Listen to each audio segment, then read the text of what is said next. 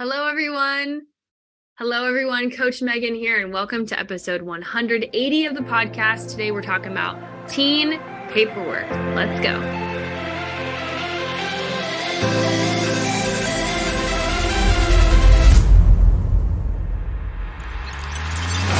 Welcome to the Powerhouse Podcast, hosted by sisters, former Miss Nebraskas, and a Miss Nebraska USA, and expert coaches Allie Swanson-Mancuso and Megan Swanson-Rhodes. Every Tuesday, we bring you a life-changing, challenging, and activating episode to help high-achieving women win their pageants, massively transform their mindsets, and dominate all aspects of life, including elements both inside and what most consider traditionally as areas outside of pageantry.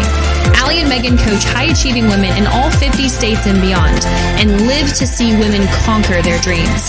If you're not already part of our Powerhouse Club, join the fastest-growing group of winning pageant queens on the planet, linked in the show notes every single week.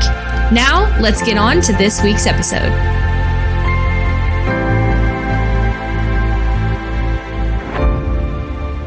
Hey, everyone. So today we're going to be talking about teen paperwork. And there are a few major things that really separate the wheat from the chaff. And for all of my teens who are listening, who are watching this, who don't know what the wheat from the chaff means, what that basically means is we're separating not just the good from the bad, but kind of like the useful and the things that we do want from the things that we don't want. So I'm going to make this really strategic and easy for you guys to kind of follow along.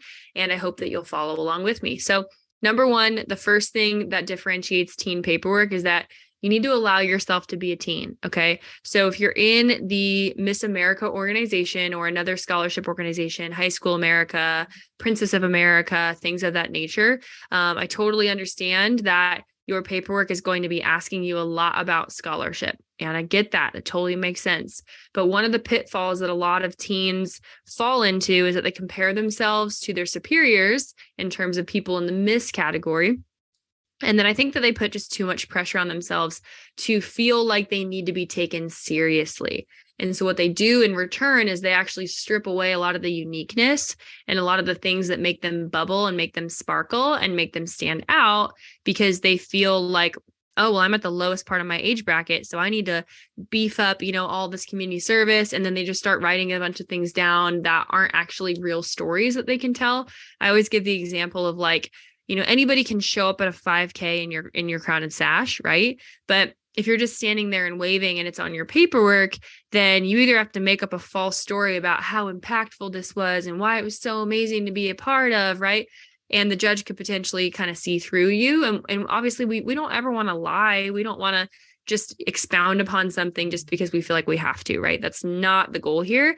I'd rather that you guys have fewer experiences on your paperwork, but you have absolutely amazing stories to tell with each and every one of them, okay? And the other thing too, like I said, is I want it to be full of personality. If I'm a judge looking at a teen, I'm somebody who's like minimally probably 5 years older than you, right?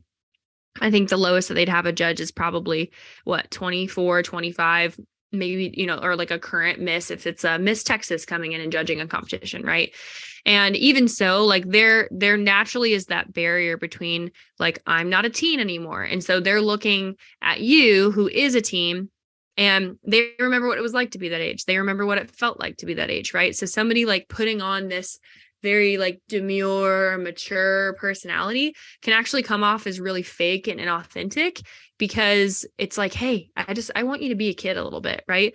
That doesn't mean that we don't need to put huge emphasis on grades. That doesn't mean we don't need to put huge emphasis on, these other things that are really important to make sure that you come off as academic, because truth be told, there are teens doing absolutely incredible things. There are teens who have nonprofits like at 13 years old, right? So we need to make sure that our skill set is up to the echelon, which is why if you have studied our WIN framework, number one, the winner's way, 2, interpersonal skill set, and 3, notoriety, all 3 of these things have to come together. And a huge portion of that is interpersonal skill set, as well as just the overall pageant skill set. It has to be up to par, right? But we never just put something on paperwork for the sake of feeling like we should, or feeling like we have to, or feeling like we should because somebody else did, right? We need to make sure we're carving our own lane and our own path. And this is where working with a coach or a consultant, a mentor that can help you kind of figure out your brand, whether you're 13 or whether you're 17, wherever you're kind of at in the spectrum of growing up as a teen or even doing pageants. There are 13-year-olds who are new in pageants, and there are 17-year-olds who have only done pageants for a year, right? And so it just depends kind of where you're at in developing that brand. If you've been in pageants a little bit earlier, chances are you probably have some more community service under your belt.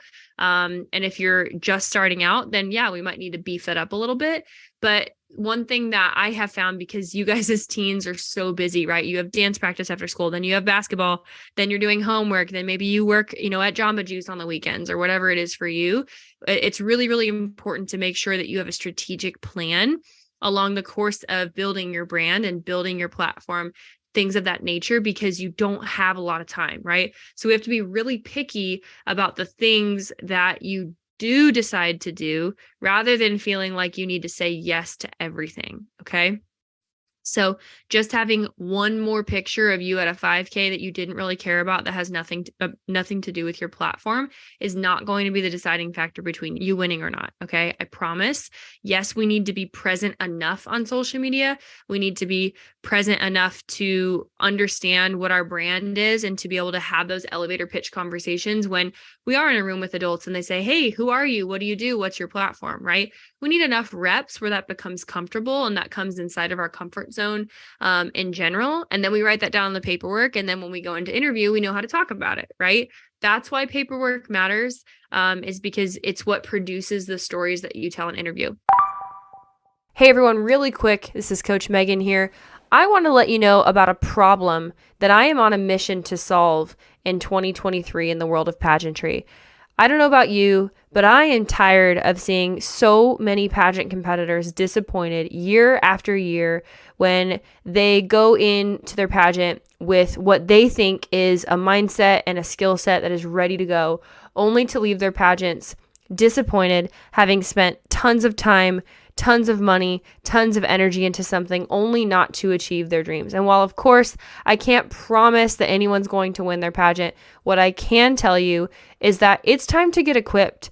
It's time to fight for your dreams, and it's time to raise your standards. One of the biggest reasons why we see that people don't win pageants year after year is that simply their standards for their own selves and the integrity that they're making or breaking with their own agreements, their own goals, the own things that they're trying to pursue in this next year are not in synchronicity. They're not in agreement with each other. And so we have an amazing event coming up February 3rd and 4th here in Omaha, Nebraska. It's called the Powerhouse Mastermind. And normally it's reserved only for internal clients that are minimally in our Powerhouse Club or in our academy. But I want to extend a special invitation to 5 of you. And honestly, these spots will probably be taken. They possibly even could be taken by the time that this episode comes out, because I'm recording this about a month in advance and we just had 2 people join right before I actually hopped on this. But we have 5 special spots for anybody that joins the Powerhouse Club today for just $97. We actually would like to extend a mastermind event ticket to you for 50% off, where you'll save $500 on this event.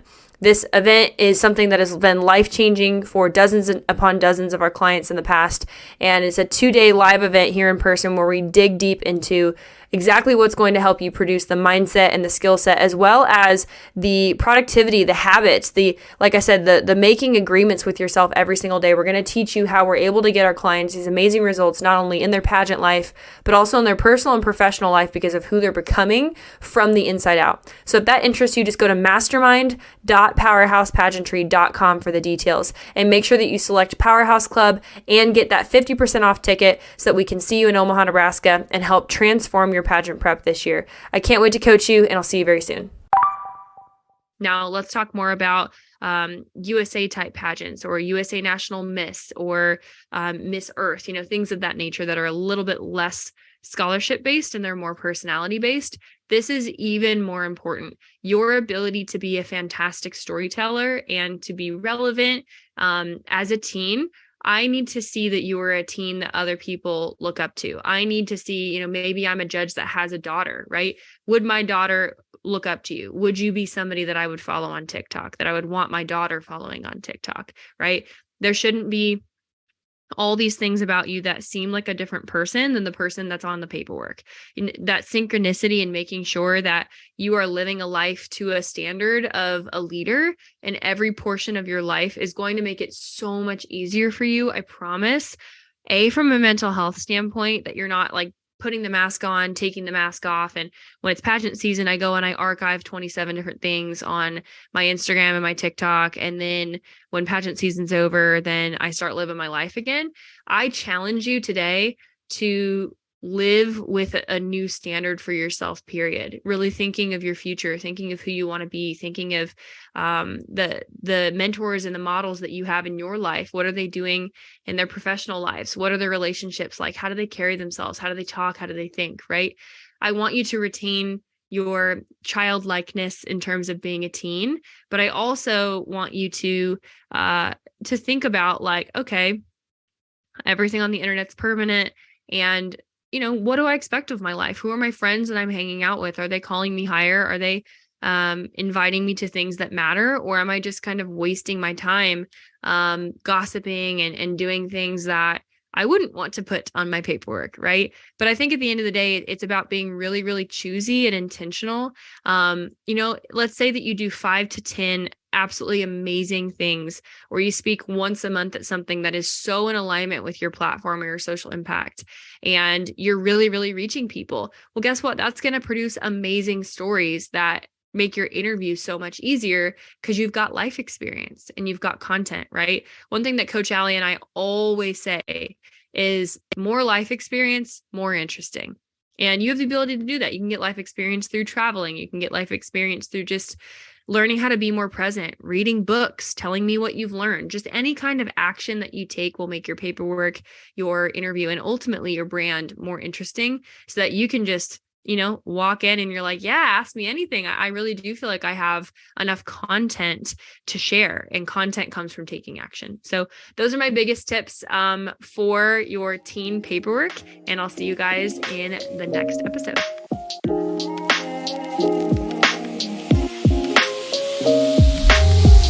Thanks so much for listening to this episode. This is Coach Megan, and I just wanted to say it is 2023 in terms of the next pageant season, and we have so many new things going on at Powerhouse. We have a new brand, we have new logos, we have a new website, we have new resources for you, so make sure that you click the link below.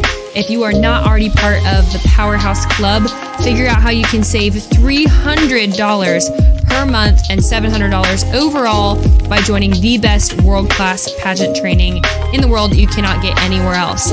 Intrigued? Click the link below, and we can't wait to see you. Thanks for listening to this episode, and we will see you next week.